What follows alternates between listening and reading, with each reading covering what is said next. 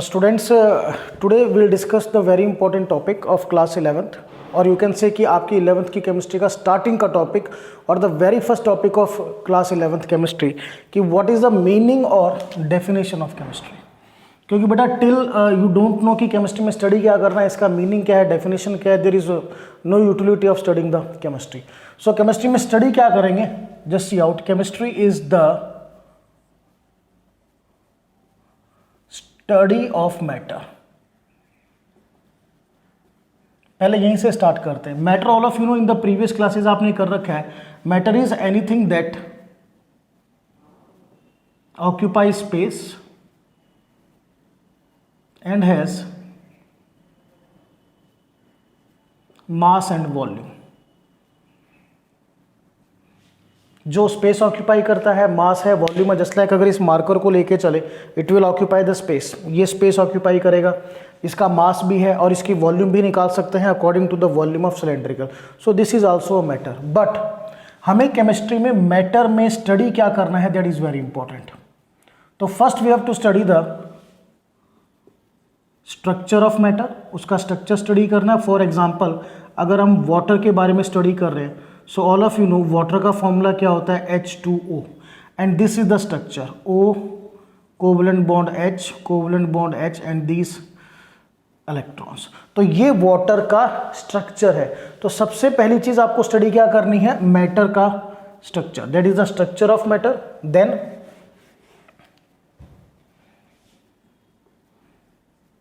its composition. Now what is composition? Composition is simply the elements which made a matter. वो elements जिन्होंने matter को बनाया है। Simply you can say we have to identify the elements which made a matter. ठीक है। So for example अगर हम water की बात करें, so all of you know the formula for the water is H2O, means your water is made up of two elements, hydrogen and oxygen. तो ये water की क्या हो गई, कंपोजिशन। सिमिलरली अगर कोई और एग्जांपल लेके चले in place of water, if I say calcium carbonate, so all of you know calcium carbonate is CaCO3। So composition of calcium carbonate means किन एलिमेंट का बना हुआ है, it is made up of calcium, then it is plus carbon plus oxygen. तो second thing हमें study क्या करना है, कंपोजिशन ऑफ मैटर, मीन्स किन एलिमेंट्स का आपका मैटर बना हुआ है। Then we have to study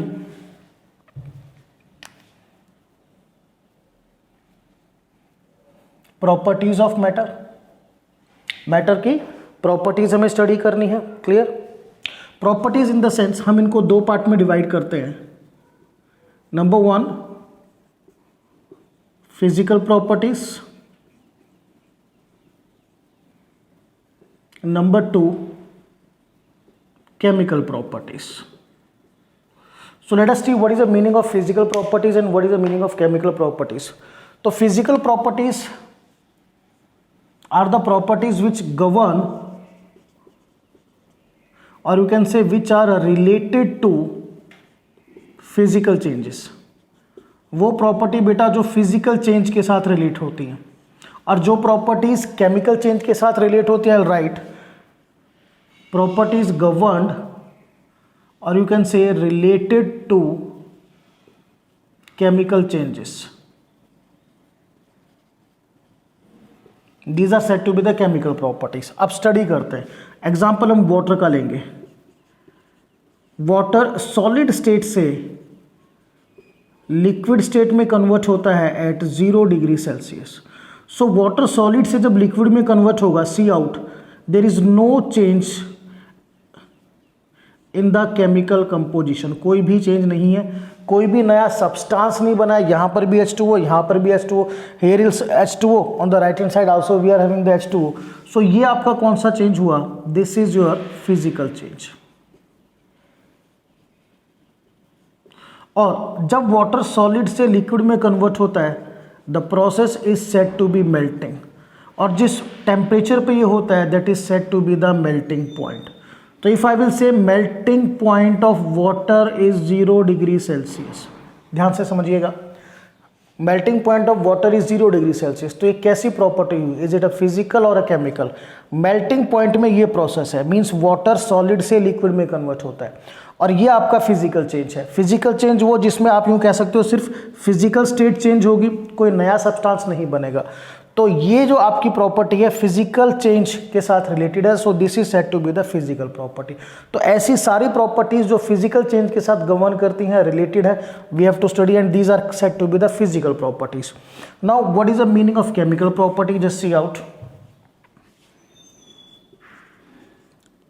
if we decompose the water then I will get hydrogen gas plus oxygen gas, ये लिक्विड। अगर आप वाटर को डिकम्पोज करो और you can say break down करो,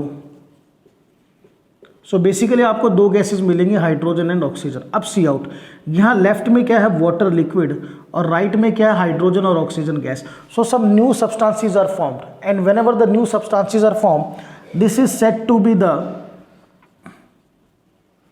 केमिकल चेंज। ये कैसा चेंज है? Chemical change.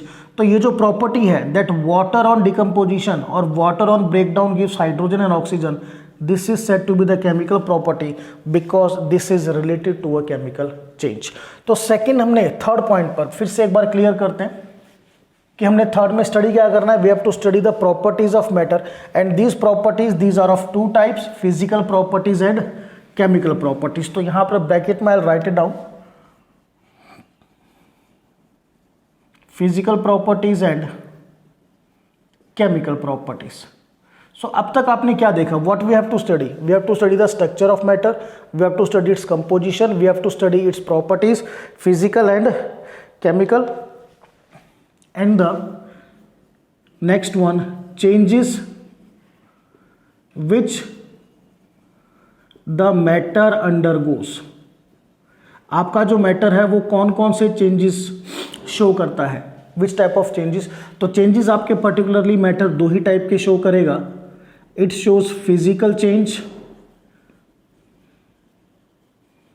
And chemical change.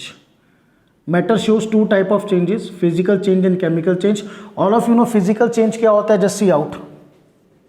Again मैं वही एग्जांपल लूंगा जो मैंने पहले लिया था, if I convert water from solid to water from the liquid state। so यहां पर देखिए इस चेंज में there is no new substance is formed, कोई भी नया सब्सटेंस नहीं बना है। so this is a physical change, means the melting of water ice या water is said to be the physical change। chemical change क्या होता है, just see out, you can take any example। if I'll take CaCO3 on decomposition, student this triangle it represent the decomposition, it gives you CaO plus CO2। तो यहाँ पर देखिए on the left hand side we are having a calcium carbonate, but on the right hand side we are having some new substances, this is calcium oxide, this is carbon dioxide। so whenever new substances are formed, जब भी कोई नया substance बनेगा the change is said to be the chemical change। तो आपका जो matter है वो किस टाइप के चेंज में अंडरगो करता है, किस टाइप का चेंज वो शो करता है। So it will show two type of change, physical change and chemical change, that we have to study. And the last and very important one, we have to study the laws governed by these changes।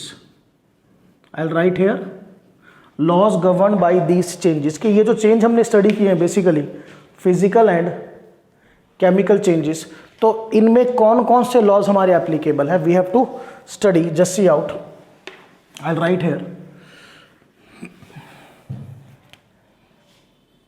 In the last we have to study the laws governed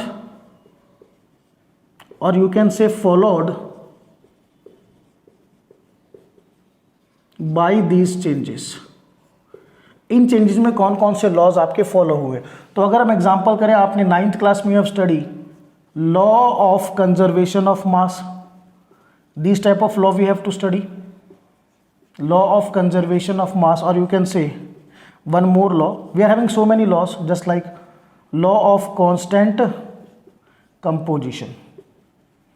so in changes के साथ related जो laws है वो भी हम study करने हैं. So before I right the complete definition, just see out.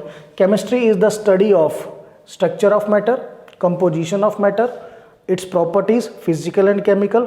Clear to all of you? Changes which the matter undergoes, again physical and chemical changes.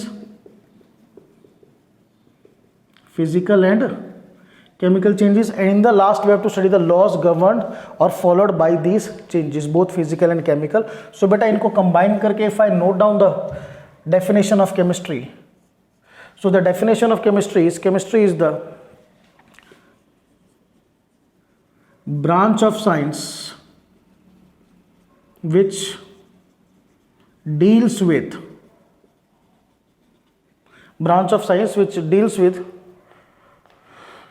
study of, number one,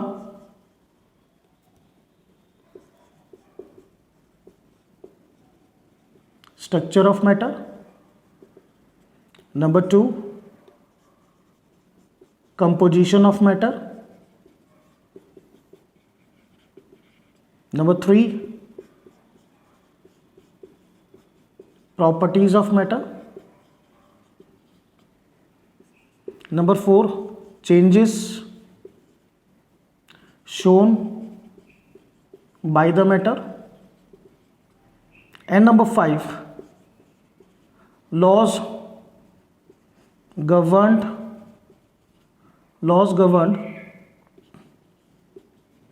by the changes in matter. Matter में जब भी change होंगे, ठीक है, उन changes में जितने भी लॉस, तो ये 5 थिंग्स आपको बेसिकली स्टडी करनी है. So this is all about the chemistry definition. बहुत क्लियरली एक बार और बताते सो दैट क्लियर हो. In the chemistry we have to study the matter, but matter में स्टडी क्या करना है, हमें उसकी वेलोसिटी स्टडी नहीं करनी है, हमें स्टडी करना है उसका स्ट्रक्चर, कंपोजिशन, उसकी प्रॉपर्टीज, फिजिकल एंड केमिकल, उसके changes, physical and chemical changes, और इन चेंजेस को फॉलो करने वाले या इनसे रिलेटेड या इनके गवर्न करने वाले laws, just like law of conservation of mass, law of constant composition. So बेटा this is about the very first topic of the class 11, जिसमें आपने स्टडी किया कि हमें केमिस्ट्री में बेसिकली स्टडी क्या करना है. So this is all about the definition और meaning of chemistry. That's all.